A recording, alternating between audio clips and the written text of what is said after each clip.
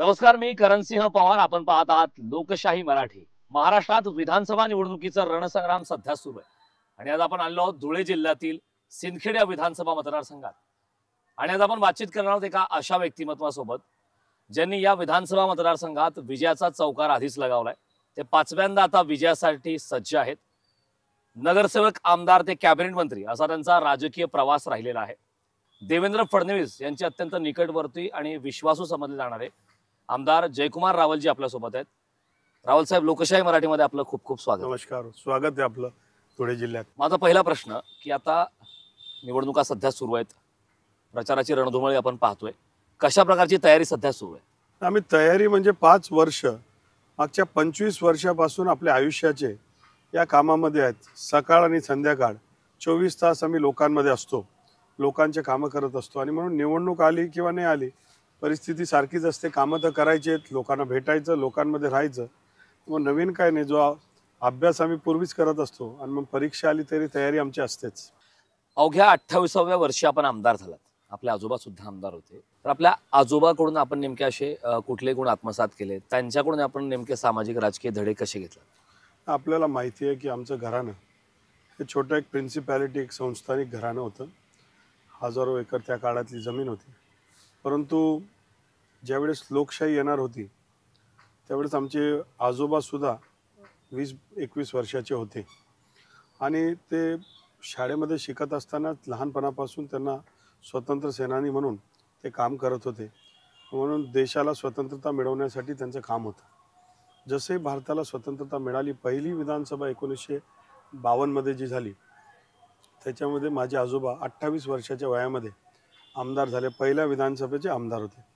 त्यांनी धुळे जिल्हा बँक असेल, इथे पॉलिटेक्निक कॉलेज असेल, अनेक संस्था घडवल्या. आणि आपल्या देशाला आपल्यालाच घडवावं लागेल अशा प्रकारची भावना त्यांची होती. आणि त्यांनी त्याच्यासाठी स्वतःच्या हजारो एकर जमीन दिली. आज आपण बघितलं तर railway station, bus stand, telephone exchange, market committee, खरेदी विक्री संघ, दूध संघ, या साऱ्या संस्था, नगरपालिका, या सर्व आमच्या खाजगी जमिनीवर जे आम्ही डोनेट केल्या त्या जमिनीवर आहेत. त्यामुळे आपल्या देशासाठी आपल्याला समर्पित भावनेने काम करावं लागेल, कोणाला तरी ही जबाबदारी स्वीकारावं लागेल, अशा प्रकारचं त्यांचं नेहमीच म्हणणं होतं. मग आमच्यासारख्यांनी ते स्वीकारलं पाहिजे, आपल्या घराण्याने ते स्वीकारलं पाहिजे. मग मी शिक्षण घेऊन आलो तर ती जबाबदारी स्वीकारण्याची मनस्थिती माझी होती. सिंदखेड विधानसभा मतदारसंघामध्ये आपल्या दृष्टिकोनातून नेमकं विकासाचं विजन काय? आगामी काळात आपण कुठल्या प्रमुख मुद्द्यावरती काम करणार आहात? नाही, शिंदखेडा, धुळे जिल्हा, नंदुरबार जिल्हा हा आमचा फार मागासलेला परिसर आहे. दुर्दैवाने म्हणजे पिक्चरमध्ये सुद्धा आमची खिल्ली ओढवतात, कधी तुमको धुलिया ट्रान्सफर कर देंगे असं म्हणतात. आम्हाला त्याचं वाईटही वाटतं. परंतु मागच्या काळामध्ये जे सातत्याने काँग्रेसचे सरकार होते त्यांनी या जिल्ह्यांना मागे ठेवलं. आता आमच्याकडे फार मोठा दुष्काळ असतो. दर 2-3 वर्षात दुष्काळ आहे. प्यायला पाणी नाही, आणि जमीनमधनं, बोरमधनं पाणी नाही, विहिरीतनं पाणी नाही. पण दुष्काळ मुक्त करून इथे सिंचित करण्याचं, शाश्वत सिंचन, गॅरंटीड इरिगेशन, अशा प्रकारचा माझा संकल्प होता. मागच्या 20 वर्षामधनं मी काम करतोय. आणि आज 60% शिंदखेडा मतदारसंघ आता बागायत झालेला आहे. आणि येणाऱ्या पुढच्या पंचवार्षिकमध्ये महायुतीचं सरकार येणार आहे. माझा शिंदखेडा तालुका, धुळे जिल्हा हा दुष्काळाच्या छायेमधनं तो जाणार आहे. या मतदारसंघाचा एक विषय आहे की इथले काँग्रेसचे एक बंडखोर उमेदवार, त्यांनी आपल्यावरती एक आरोप केलेला आहे की आपण महाविकास आघाडीचा उमेदवार आपण मॅनेज केलात, असं काही चर्चा त्यांच्या माध्यमातून सुरू आहे. यावरती काय प्रतिक्रिया? खरं तर मतदारसंघामध्ये काम करत असताना लोकांशी आमचा संपर्क आहे. कधी कधी भेट होत असते कुठे कुठे कार्यक्रमामध्ये, पण मॅनेज केला असा प्रकारचा कुठलाही विषय नाही. मैत्रीचे संबंध आहेत. हा संदीप बेडसे हे माझ्या परिचयाचे चांगली व्यक्ती म्हणून, माझे मित्र म्हणून आहे. पण तसं काय मॅनेज वगैरे केला असा विषय नाही. राजकारणामध्ये ज्यावेळेस लढावं लागतं तर ताकदीने लढावं लागतं. मला वाटतं त्यांच्या पद्धतीने ते लढतील, माझ्या पद्धतीने मी लढू. आता 5 वर्ष गायब राहिल्यानंतर आपण अचानकपणे मतदारसंघात यायचं, हाच पॅटर्न आता 3ऱ्यांदा होतोय. पण लोकांमध्ये प्रचंड रोष आहे, नाराजगी आहे. आणि त्याचं प्रत्युत्तर लोक, जनता ही मतदानाच्या माध्यमातून देईल. आपण पर्यटन मंत्री होतात, त्या दरम्यान आपण काही महत्त्वाच्या कामावर प्रभाव देखील टाकलाय. आदित्य ठाकरे देखील पर्यटन मंत्री होते. आपला अनुभव त्यांच्यापेक्षा जास्त आहे. मात्र या दरम्यान महाविकास आघाडीच्या कार्यकाळामध्ये पर्यटन क्षेत्रात नेमकी कुठली कामे प्रलंबित राहिली आणि आगामी काळात या संदर्भात काय काम करणं महाराष्ट्राच्या पर्यटन क्षेत्रासाठी आवश्यक आहे? खरं तर देवेंद्र फडणवीस साहेबांचं मी मनापासून धन्यवाद करेल की त्यांनी मला मंत्रिपदाची संधी दिली, पर्यटन मंत्री बनवलं, रोजगार हमी मंत्री बनवलं. हं. पर्यटन हा माझा आवडता विषय होता आणि त्याच्यामध्ये जी जबाबदारी दिली त्याच्यामधनं काम करायचं. आपले जे महाराष्ट्राचे गडकिल्ले आहेत, आपल्याकडे समुद्र किनार आहेत, आपल्याकडे 1300 गुफा आहेत, आपल्याकडे अनेक चांगले चांगले स्थळ आहेत, अजंता एलोरा आहेत, अनेक चांगले स्थळ आहेत, त्यांना डेव्हलप करण्यासाठी मी प्रयत्न करत होतो. खरं तर 5 वर्षामध्ये सगळं काय होणं फार मुश्किल असतं आणि म्हणून मंत्र्यांनी एकदा एका मंत्र्यांनी काय प्लॅन केला, प्रोसेस केला, तर त्याला पुढे नेण्याचं काम केलं पाहिजे. राहुल साहेब, एक महत्वाचा मुद्दा की काश्मीरचा मुद्दा. काश्मीरमध्ये अगदी कमी दरात रिसॉर्ट उपलब्ध करून देण्याचं आपलं स्वप्न होतं. त्यावरती नेमकी काय प्रक्रिया झाली आणि भविष्यात ती काय होऊ शकते का? त्यासाठी तुम्ही काही शिफारस करणार आहात का आगामी काळात? काश्मीरमध्ये अनुच्छेद 370 हटल्यानंतर जमीन हा फ्री होल्ड व्हायला लागला, आपल्याला खरेदी करता येतात तिथे जमीन भारतीय माणसांना. बरोबर आहे. आणि म्हणून आम्ही त्यावेळेस विचार केला की MTDCचं एक महाराष्ट्र टुरिझम कॉर्पोरेशनचं एक मोठं रिसॉर्ट हे जम्मू काश्मीरमध्ये असावं. हं. आणि त्याच्यासाठी आम्ही प्रयत्न केला, त्याच्यासाठी बजेट अलोकेट केला. दुर्दैवाने आघाडी सरकार यांनी हेच केलं की जे आम्ही केलं आहे त्याला नाही होऊ द्यायचं आणि म्हणून त्यांनी तसा कुठलाही प्रस्ताव पुढे सरकवला नाही. पण आज काश्मीर हे सुंदर आहे, देशातलं अविभाज्य अंग आहे आणि काश्मीरमध्ये महाराष्ट्र MTDCचं एक रिसॉर्ट असावं, अयोध्यामध्ये असावं, बनारसमध्ये असावं, अशा प्रकारचा विचार आम्ही केला. पुढच्या काळामध्ये महायुती सरकार आलं, जरूर त्याच्या पाठीमागे लागून ते पूर्ण करू. तुमचे खूप फेमस वाक्य आहे, स्पर्धा करायची असेल तर माझ्या विकास कामाशी करा. काय नेमकं म्हणजे या माध्यमातून आपण काय? नाही, बऱ्याच वेळा आता दुर्दैवाने आघाडी सरकारच्या माध्यमातून राजकारण फार खालच्या स्तरावर गेलं. खरं तर मोठमोठे नेते, या महाराष्ट्राला एक संस्कृती आहे, आम्ही यांना पाहत, मुंडे साहेब असतील, विलासराव देशमुख असतील, अशा अनेक मोठे नेत्यांना पाहत त्यांचं वागणं बोलणं वैचारिक मतभेद होऊ शकतील पण वैयक्तिक कटुता नव्हती. दुर्दैवाने आता वैयक्तिक स्तरावर कमरेच्या खालचं भाषण होतं. बरोबर आहे. आता तर अलीकडच्या काळामध्ये मोठमोठे नेते, ज्यांना आपण दिग्गज नेते म्हणतो, ते आता छोट्या छोट्या गोष्टी, कोणाच्या चुलत भावाला फोडून आणा, कोणाच्या रिटायर्ड काकाला राजकारणात आणा, कोणाच्या वहिनीला अचानकपणे त्याच्यामध्ये स्टेज आणि त्यांना विरुद्ध प्रचार करायला लावा, या लेवलचे भाषेचा दुरुपयोग या गोष्टीचा होतो. माझ्या मतदारसंघामध्ये सुद्धा 5 वर्ष विकास न करणारे लोक शेलक्या भाषेत, खालच्या भाषेत भाषणं करतात. माझं त्यांना आग्रहाने विनंती आहे, महाआघाडीच्या लोकांनाही माझी विनंती आहे की राजकारणाचा एक स्तर, कारण महाराष्ट्राची एक संस्कृती आहे, ती आपण जपली पाहिजे. आपले मुद्दे मांडा, आपली भूमिका मांडा. मी काय काम केलं आहे, मी काय करू शकणार, माझं विजन काय माझ्या मतदारसंघाबद्दल, मला लोकांसाठी काय काय कामं करायची, ही मांडणी झाली पाहिजे. व्यक्तिगत टीका केली पाहिजे. आणि म्हणून मी माझ्या स्पर्धकांना नेहमीच सांगतो की आपण एक मंचावर समोर या, आपण काय केलं आजपर्यंत. कारण मागचे 5 वर्ष या महाराष्ट्रामध्ये खूप अडचणी होत्या, राजकीय परिस्थिती फार व्हॉलटाईल होती. पावणे 3 वर्ष हे महाआघाडीचे होते आणि मग आमचा काही काळ होता. तर आपल्याला या कंपॅरिझन दोघांना ना, सगळ्या पक्षांना सत्ताची संधी मिळाली, तर कोणी कोणी काय काय केलं मंचावर येऊन मांडलं पाहिजे. जर 5 वर्षात सत्तेमध्ये राहून तुम्ही काय करू शकत नाही तर तुम्ही काय करणार आहे, कशासाठी तुम्हाला हे पाहिजे. आणि म्हणून मी माझ्या विरोधकांना आव्हान केलं आहे की माझी स्पर्धा विकासाबरोबर आहे. मी केलेलं काम, मी करू इच्छितो काम, त्या संदर्भात आपण बोलावं. आपण काय काम केलं ते सांगा, काम केलं नसेल तर जनता तुम्हाला उघड पाडेल. पंतप्रधान नरेंद्र मोदी यांचं एक वाक्य आहे, सोबतच उत्तर प्रदेशचे मुख्यमंत्री योगी आदित्यनाथ यांचं वाक्य. नरेंद्र मोदी असं म्हणाले होते की एक रहेंगे तो सेफ रहेंगे, आणि योगी यांचं वाक्य असं होतं की बटेंगे तो कटेंगे. या दोन्ही वक्तव्याकडे आपण कसं बघताय? खरं तर मी, आपल्याला माहिती आहे, मी लंडनमध्ये शिकत असताना मी तिथला विद्यापीठवर प्रतिनिधी सुद्धा होतो. अनेक निवडणुका मी जिंकलो आणि त्या दरम्यान त्या निवडणुकीमध्ये मतदारांचा कोटा माझा भारतीय, पाकिस्तानी, बांगलादेशी, एशियाचे लोक असायचे आणि आम्ही एशियाचं संघटन करायचो आणि त्या आधारावर निवडणुकीमध्ये मी एकतर्फा विजय मला मिळायचा. तर ते सगळं राजकारण मी जगाचं जवळून पाहिलं. आज इस्रायलसारखं उदाहरण, अनेक उदाहरणं आहेत की आपल्या देशाला मजबूत जर करायचं असेल तर आपल्या सगळ्यांनी, देशातले कट्टर देशभक्त, विचारवंत, या सगळ्यांनी एक यायला पाहिजे. आणि मला कुठलाही संकोच नाही म्हणायला की मला अभिमान आहे, गर्व आहे की मी हिंदू आहे आणि माझे हिंदुत्व जागृत राहायला पाहिजे, जागर राहायला पाहिजे. त्याच्यामध्ये माझी इच्छा आहे की जे काही संस्कार, जे काय मला माझ्या पूर्वजाकडनं मिळालं आहे, मी माझ्या नातूला सुद्धा ते देता यायला पाहिजे, नातूच्या नातूकडे सुद्धा ते पोचलं पाहिजे. आणि मग ते जपणं, संवर्धन करणं, त्याच्यामध्ये आपण सगळ्यांनी प्रयत्नच केलं पाहिजे. आपलं अस्तित्व, आपली ओळख ही मिटता कामा नये, तसूभर बी मिटता कामा नये. हा प्रयत्न आपल्या सगळ्यांचा असला पाहिजे. दुर्दैवाने जागतिक राजकारणामध्ये वेगळ्या वेगळ्या गोष्टी होतात आणि मोदी साहेबांचं फार मोठं वजन आहे. परवा ते आमच्या धुळ्याला आले असताना ते म्हणे सबको लढना है, जीतना है. मी त्यांना सांगितलं की ट्रम्प भी आपके नाम से जीत जाते हैं, तो हम तो जीतेंगे ही. आणि अशा प्रकारचे आपले पंतप्रधान जर सांगत असतील तर सगळ्यांनी एकत्रितपणे एक राहून, एक दिलाने, एक दिशेने, एक विचाराने आपण जायला पाहिजे. दुर्दैवाने महाराष्ट्रामध्ये जाती जातीमध्ये जो भेद निर्माण केला आणि स्वतःला फार मोठे नेते समजणारे, मोठे नेते आहेतच, पण छोटा विचार त्यांचा झालेला आहे. लोकांमध्ये भेद जे तयार करतात हे दुर्दैवी बाब आहे. ते थांबलं पाहिजे. एक होऊनच आपण विचार केला पाहिजे आणि गर्व से कहो हम हिंदू आहे, हम एक आहे, असं जरूर झालं पाहिजे. देशातली एक मुख्य समस्या आहे, आपला भारत देश हा युवकांचा देश आहे, तरुणांचा देश आहे. मात्र एक मुख्य समस्या मागच्या अनेक दिवसांपासून भेडसावत आहे. तरुणांच्या हाताला काम नाही, बेरोजगारीची समस्या खूप मोठ्या प्रमाणात आहे.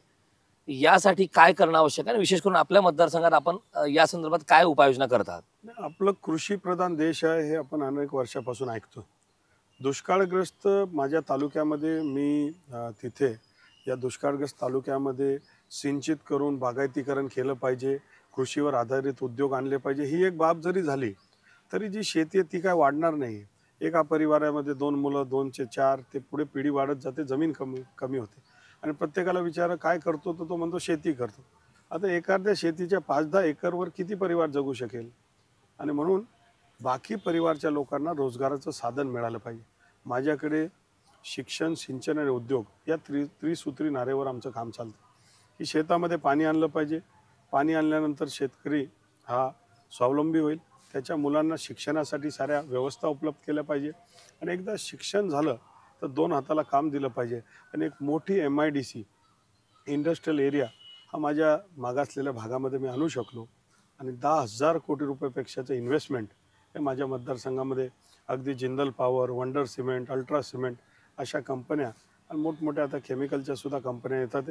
आमचा प्रयत्न आहे की पुढच्या काळामध्ये डिफेन्स हब, राजनाथजींच्या माध्यमातून एक डिफेन्स हब इथे व्हावा आणि मोठमोठे इथे निर्मिती व्हावी, मॅन्युफॅक्चरिंग व्हावे आणि आमच्या मुलांना, स्थानिक मुलांना त्याच्यामध्ये प्राधान्य द्यावं असा आमचा प्रयत्न आहे, जेणेकरून रोजगार त्यांना मिळू शकेल. एखादा उच्च शिक्षित लोकप्रतिनिधी हा जनतेशी समन्वय साधून कशा प्रकारे विकास कामाचं व्यवस्थापन करतं हे वारंवार आपल्या कामातून सिद्ध झालं. हे व्यवस्थापन आपण नेमकं कसं करता? खरं आपल्याला माहिती आहे माझं शिक्षण MBA आणि MBA म्हणजे मॅनेजमेंट.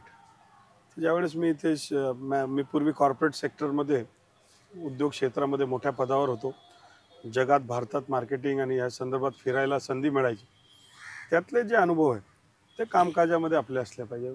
नुसतं फिरत राहणं आणि फक्तच बसून राहणं, वेळ काढणं, त्याच्याऐवजी जे स्ट्रक्चर्ड प्लॅनिंगने आपण काम केलं पाहिजे. जसं आमच्याकडे आम्ही दर पंचवार्षिकला इलेक्शन संपल्यानंतर, निवडल्यानंतर लोकांचा आभार मानण्यासाठी जातो, तर एक डेटा बँक तयार करतो की तुमच्या गावात काय काय आहे आणि काय काय गोष्टींची आवश्यकता आहे आणि ज्या गोष्टींची आवश्यकता आहे त्यांचा आम्ही एकदा डेटा बँक तयार केला तर 5 वर्ष त्या गोष्टी पूर्ण करण्यासाठी आम्ही समर्पित करतो आणि त्यामुळे धीरे धीरे तालुक्यातले बरेच प्रश्न सुटले. सुदैवाने देवेंद्र फडणवीस सारखा खंबीर नेता आमच्याबरोबर आहे जे प्रत्येक शब्दाला मान देतात आणि एखादी गोष्ट मागितली म्हणजे ते करत असतात. सिंचनामध्ये 52,000 हेक्टरला सिंचित करण्यासाठी 1100 कोटीचा म्हणजे जो पायलट प्रकल्प आला होता तो आम्हाला दिलेला आहे. म्हणजे जे 5 पायलट प्रकल्प होते त्यातला एक आमच्याकडे आला आहे आणि मग फार मोठं काम आमच्याकडे होत असतं. सरकार आमच्या पाठीशी राहतं. मग इथल्या जनतेचं, धुळे आणि नंदुरबारच्या जनतेचं म्हणणं आहे की महायुतीचं सरकार यायला पाहिजे. महायुतीच्या सरकारचा उल्लेख केला, यामध्ये एक महत्त्वाचा मुद्दा असा आहे, आता लाडकी बहीण योजना आली.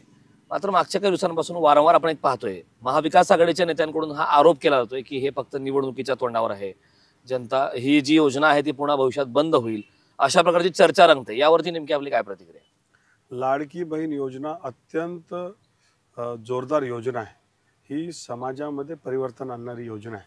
आमची जी माता भगिनी कधी घराच्या बाहेर पडायची नाही, तिला आता बँकेत जाते, खातं उघडते, स्वतःचं तिचं खातं आहे, तिला लिहावं लागतं आणि स्वतःच्या पैशाने स्वतःचा निर्णय घेणं, एक प्रकारचा स्वाभिमानसुद्धा जागवण्याचं काम या सरकारने केलं. मी देवाभाऊंचं मनापासून आभार व्यक्त करेल की त्यांनी सगळे, देवाभाऊ सगळ्यांचे आता फेवरेट झालेत सर्व लाडक्या बहिणींचं आणि म्हणून लाडक्या बहिणींचा लाडका भाऊ अशा प्रकारचं स्लोगनच आमच्याकडे चालू आहे. बहिणी फार खुश आहेत, बहिणी एकतर्फी आहेत, लाडक्या बहिणी एकतर्फे महायुतीला, भाजपच्या सरकारला मतदान करणार आहेत. आणि म्हणून मोठा प्रचंड आपल्याला निवडणुकीमधनं निकाल दिसणारच आहे. म्हणून त्यांचा प्रश्न येत नाही. आघाडी सरकारच्या अनेक नेत्यांनी स्टेटमेंट केलं की योजना आम्ही बंद पाडू, पण आमचं सुदैव आणि त्यांचं दुर्दैव, सरकार आमचंच येणार आहे आणि म्हणून ती योजना बंद पडणारच नाही. आमच्या लाडक्या बहिणींचं लक्ष देण्यासाठी आम्ही सगळे आहेत, लाडके भाऊ आहेत. आणि पुन्हा एकदा लाडकी बहीण योजना चालू राहील, उलट त्याच्यामध्ये काय वाढेल असंच मला वाटतं. आणि म्हणून लाडक्या बहिणी फार खुश आहेत. लाडक्या बहिणी महायुती आणि भाजप बरोबर आहेत. आता एक महत्वाचा मुद्दा की आपण असा उल्लेख केला की या भागाची कधी कधी खिल्ली उडवली जाते, धुळे जिल्ह्याचा उल्लेख असेल, दुष्काळी पट्टा म्हणून. हा दुष्काळ जो आहे वर्षानुवर्ष चालत आलेला आहे, यावरती एखादी कायमची उपाययोजना करण्यासाठी काय करावं असं आपल्याला वाटतं? आमच्याकडे दुष्काळ आहे, पण नद्या पण आहेत. म्हणजे 3-4 महिने पाऊस, नद्या वाहतात आणि 8 महिने दुष्काळ असतो. आणि म्हणून त्याच्यामध्ये लॉंग टर्म योजना आपण केली पाहिजे. देवेंद्र फडणवीस साहेब इरिगेशन मिनिस्टर, त्यांच्या माध्यमातून मला खूप योजना इथे मिळाली. आता नवीन जे तेलंगणाच्या धर्तीवर PDN योजना आहे, पाईप डिस्ट्रीब्युशन नेटवर्क, म्हणजे पाणी जे आहे धरणामधनं पाईपद्वारे प्रत्येकाच्या शेतापर्यंत पोहोचवलं पाहिजे. माझ्याकडे 52,000 हेक्टरला सिंचित करण्यासाठी 1150 कोटी रुपयाची योजना ही माननीय देवेंद्र फडणवीस साहेबांनी मंजूर केली. तिला टेंडर झालेलं आहे, काम चालू झालं आहे. आणि विचार करा, ज्या भागामध्ये कायमस्वरूपी दुष्काळ आहे, 2 वर्षानंतर कायमस्वरूपी बागायतदार होणार आहे आम्ही. आणि मग फार मोठं काम त्यांच्या माध्यमातून मोदी साहेबांच्या मदतीने होतं आहे. अशा PDNच्या 3 योजना अजून माझ्या मतदारसंघाच्या मध्ये आणण्याचा माझा प्रयत्न आहे.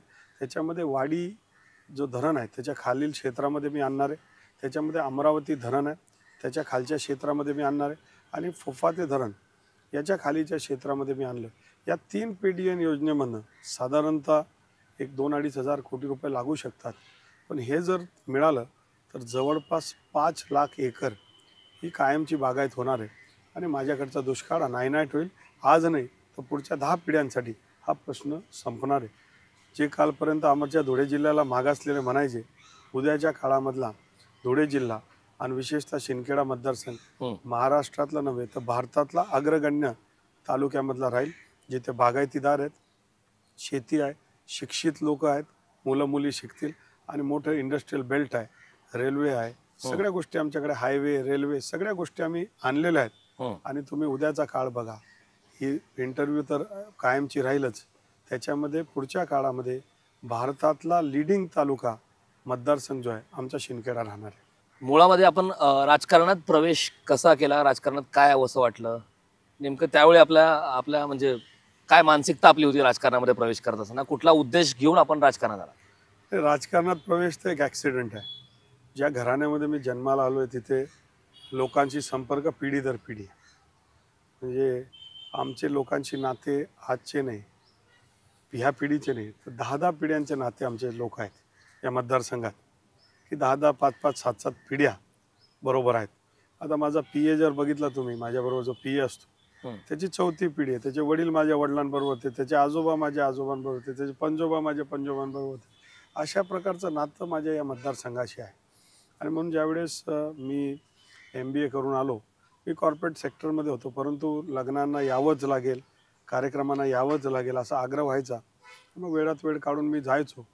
काळाच्या ओघात कधी मी राजकारणात येऊन गेलो आणि सारी जबाबदारी कधी स्वीकारली मला कळलंही नाही, परंतु आता ती स्वीकारली तर ती चोखपणे पार पाडायची.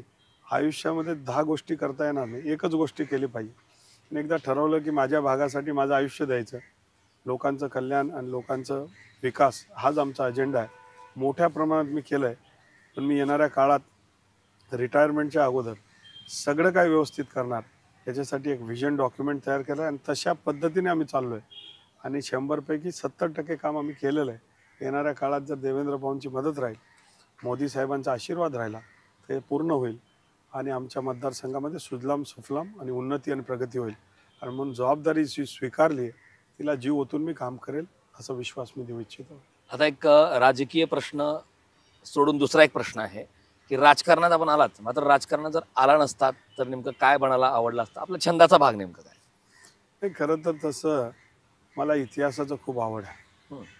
ज्या घराण्यामध्ये मी जन्माला आलो आहे त्यामुळे इतिहास मला खूप माहिती, किल्ले पाहणे, गडकिल्ले पाहणे, त्यांचं संरक्षण करणं, जुनं काय जे आहे आपलं हेरिटेज त्याला सांभाळणं, असं हे सगळ्या गोष्टी आवडतात. जगाच्या पाठीवर जिथे संधी मिळेल मी जात असतो, पाहत असतो. माझे सारे नातेवाईकांचे किल्लेच आहेत, किल्ल्यांमध्येच राहायचा योग येत असतो.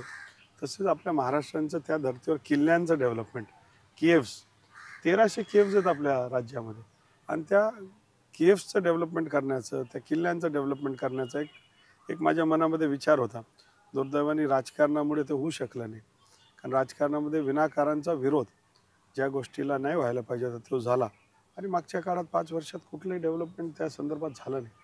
तर मी जर राजकारणात नसतो तर कॉर्पोरेट सेक्टरमध्ये मोठा उद्योगपती 100% झाला असतो, आणि त्याचबरोबर प्रायव्हेटली जग फिरलो असतो, आणि आपलं हे सगळं जे हेरिटेज आहे, मग जुने मंदिर असतील, पुरातन गड्या असतील, वाडे असतील, किल्ले असतील, याचं संवर्धनासाठी काम जरूर केलं असतं, आणि पुढच्या काळात सुद्धा मी ते करणार आहे. जनता आपल्याला म्हणजे मागच्या 3-4 टर्मचा जर थोडासा विचार केला की आपल्याला विक्रमी मताधिक्याने जनता कौल देते, जनता निवडून देते, याचा अर्थ जनतेचा विश्वास आपल्यावरती प्रचंड आहे.